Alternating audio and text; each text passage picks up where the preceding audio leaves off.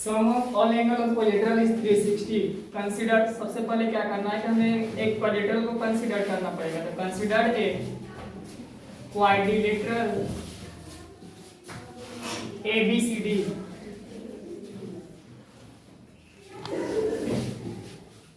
एक ABCD पहले quadrilateral बना लेंगे, ABC और D।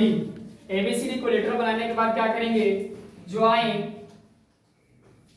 AC डायगोनल को क्या कर देना है, हमें ज्वाइन कर देना है। AC डायगोनल को ज्वाइन करने के बाद हम यहाँ पे सभी एंगल का नाम लिख लेंगे। यहाँ पे मान लेते हैं कि एंगल 1 है, ये मान लेते हैं एंगल 2 है, इसको मान लिए 3, इसको मान लेते हैं 4, इसको 5 और इसको 6।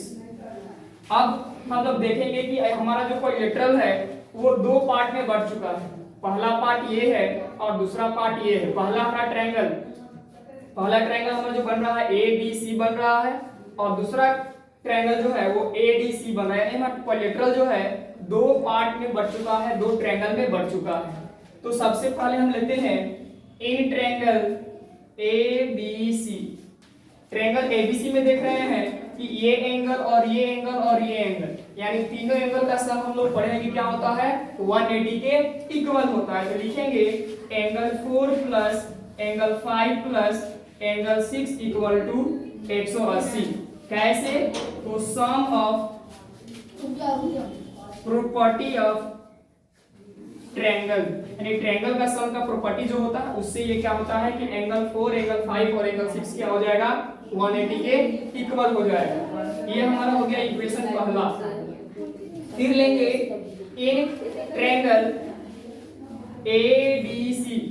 ट्रायंगल ABC की बात किया जाएगा तो angle 1 angle 2 plus angle 3 equal to कितना हो जाएगा, 180। तो angle 1 plus angle 2 plus angle 3 equal to 180। ये भी कैसे हो गया, तो sum of property of triangle, इसको मान लेते हैं कि इक्वेशन क्या है, दूसरा।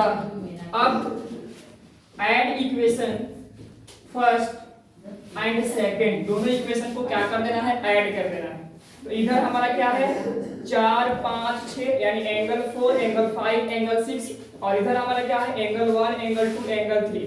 तो इधर वाला एंगल इधर ऐड करेंगे और इधर वाला इधर ऐड करेंगे। तो इसको ऐड करेंगे तो लिखेंगे angle 4 plus angle 5 plus angle 6 plus angle 1 plus angle 2 plus angle 3, और इधर लिखेंगे 180 प्लस 180। RHS साइड वाला RHS साइड में ऐड करेंगे और LHS वाला क्या करेंगे, LHS साइड में ऐड करेंगे। अब देखेंगे एंगल 4 और एंगल 2, यानी एंगल 2 और एंगल 4 के बदले में हम एंगल A भी पुट कर सकते हैं। क्यों, क्योंकि ये दोनों एंगल का सम क्या है, एंगल A। ये दोनों के बदले हम क्या पुट कर देंगे, एंगल A पुट कर देंगे।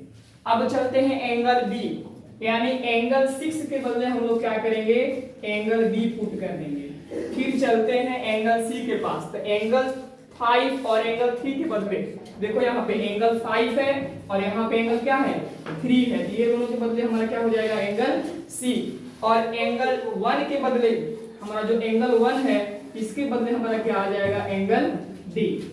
अब हमें क्वाड्रिलेटरल का तीनों एंगल मिल गया, एंगल A B C और D। और यहाँ पे 180 और 180 और 180 ऐड करेंगे तो कितना आएगा, 360।